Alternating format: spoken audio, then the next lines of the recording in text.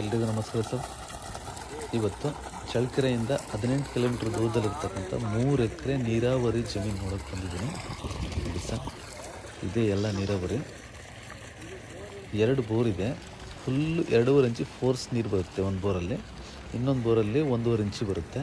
ಚಳ್ಳಕೆರೆಯಿಂದ ಕೇವಲ 18 ಕಿಲೋಮೀಟ್ರಲ್ಲಿದೆ ನೋಡ್ರಿ. ಇದೆಲ್ಲ ಬರುತ್ತೆ ಚಳ್ಳಕೆರೆ ಮೈನ್ ರೋಡಿಂದ ಒಳಗಡೆ 2.25 ಕಿಲೋಮೀಟ್ರ್ ಒಳಗಡೆ ಬರಬೇಕು. ಇದೆಲ್ಲನೂ ನೋಡ್ರಿ, ಇದೆಲ್ಲನೂ ಜಮೀನೆ. ಇನ್ನು ಮಣ್ಣು ಇಲ್ಲಿ ಲೊಕೇಶನ್ನು ಏನಿದೆ ಅಂತ ನೋಡೋಣ. ನೋಡಿ ನೀರು ಬರ್ತಾಯಿದೆ ನೋಡಿ. ಇದೇ ಒಂದು ವಾಟರ್ ಟ್ಯಾಂಕ್ ಮಾಡ್ಕೊಂಡಿದ್ದಾರೆ. ಇನ್ನು ಮಣ್ಣಿನ ವಿಷಯಕ್ಕೆ ಬಂದರೆ ಪ್ಯೂರ್ ರೆಡ್ ಸಾಯಿಲ್ ಮಾತ್ರ ಒಳ್ಳೆ ಮಣ್ಣಿದೆ ಇಲ್ಲಿ ಯಾವುದೇ ಬೆಳೆ ಸಹ ಬೆಳಿಬೋದಿಲ್ಲಿ. ಹಾಗಾಗಿ ಒಳ್ಳೆ ಜಮೀನು, 3 ಎಕರೆ, ಸಿಟಿ ನಿಯರ್ ಇದೆ, ತಗೋಬೋದು. ಅಕ್ಕಪಕ್ಕ ಎಲ್ಲ ಒಳ್ಳೆ ಜನ ಇದ್ದಾರೆ ಇಲ್ಲಿ, ಮತ್ತು ಒಳ್ಳೆ ಪ್ರೈಸಲ್ಲಾಗುತ್ತೆ. ರೇಟ್ ಬಂದುಬಿಟ್ಟು ಇವರು 13 ಲಕ್ಷ ಹೇಳ್ತಾರೆ. ಒಂದು 12-11 ಲಕ್ಷಕ್ಕೆ ಆಗ್ಬೋದು.